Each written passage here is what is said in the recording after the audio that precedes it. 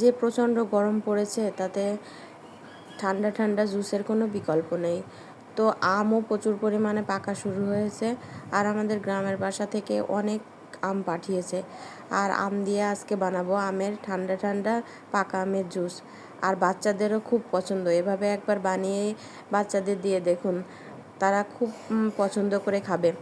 তো আমি এখানে আমগুলোকে 3টা আম নিয়ে নিয়েছি, আর তিনটাকে সুন্দর করে কেটে ওর থেকে শাঁসটাকে আলাদা করে নিচ্ছি।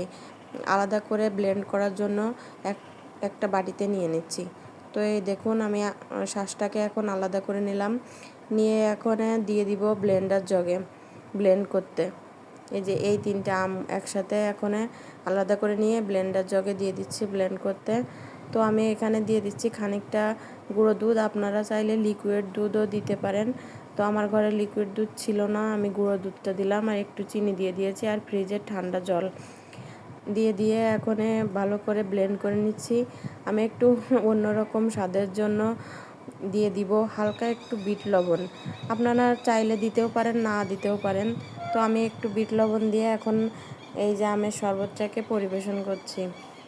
এত সুন্দর হয়েছে জুসটা খেতে।